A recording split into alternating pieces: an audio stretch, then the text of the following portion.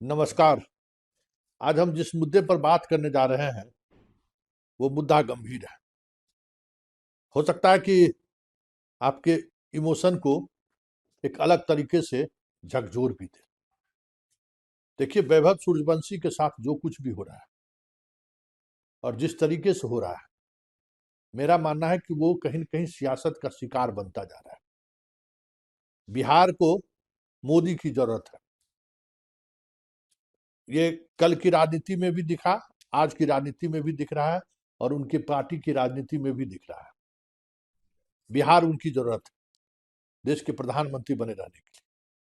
लेकिन वैभव सूर्यवंशी इस देश का नाम रोशन करे, इसके लिए प्रधानमंत्री की उस सियासत का शिकार हो जाए, हमें लगता है कि किसी बिहारी को ये पसंद नहीं होगा या किसी भारतीय को ये पसंद नहीं आनी चाहिए। देखिए, वैभव सूर्यवंशी एक उभरता हुआ सितारा है, ध्रुव तारा है, भारतीय क्रिकेट का एक ऐसा स्टार जो अभी मतलब कदम बढ़ा रहा है उस मुकाम की तरह जो हिमालय की तरह अडिग खड़ा है। अभी बहुत कुछ देखना बाकी है उसे। इस देश ने अतुल बेदारे को भी देखा है, हर बॉल पर वो भी छक्का मारता था, लेकिन बहुत दिनों तक चल नहीं पाया। वैभव सूर्यवंशी बहुत बेहतर खिलाड़ी हो सकते हैं भी, लेकिन अभी उनको और तराशने की जरूरत है और इसके लिए जरूरी है उन्हें इस तरीके के चकाचौंध से दूर रखा जाए। उनके परिवार के लोगों को इस तरीके की चकाचौंध से वैभव कैसे दूर रहे, इसके लिए कोई कठोर निर्णय भी लेना पड़े तो निर्णय लेना चाहिए। जिस मैच में उन्होंने सबसे तेज सेंचुरी मारी है, वह देश का सबसे कमजोर टीम है। एक बात समझ लीजिए, उसके सहारे आप उस आंकड़ों का बाजीगर मत बनिए। आंकड़ों का बाजीगर बनकर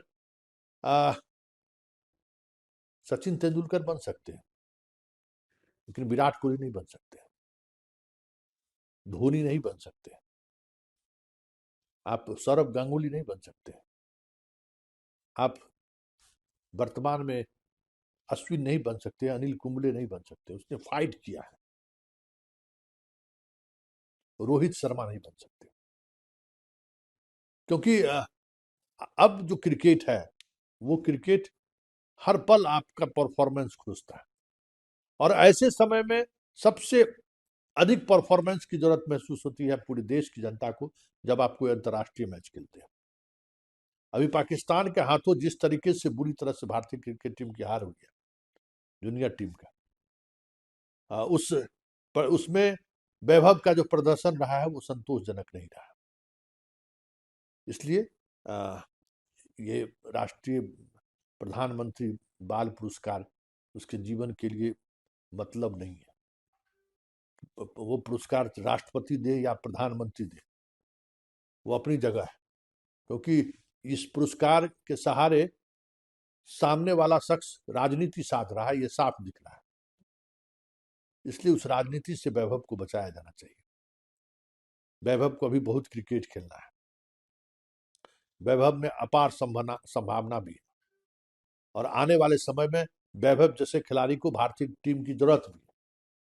लेकिन उसके लिए जिस तरीके की तपस्या की जरूरत है, जिस तरीके से लाइमलाइट से दूर रहने की जरूरत है, चकाचौंध से दूर रहने की जरूरत है, वो हाल के दिनों में वैभव के परिवार वालों की प्रवृत्ति से भी और वैभव के भी प्रवृत्ति से नहीं दिख रहा है। अभी जिस संघर्ष का वो दौर उनको देखना है, शायद उस परिवार वाले को भी इसका एहसास नहीं है। और वैभव की तो बात ही छोड़ दीजिए। ऐसा नहीं है कि सचिन तेंदुलकर के समय में मीडिया नहीं था, उस दौर में भी मीडिया था।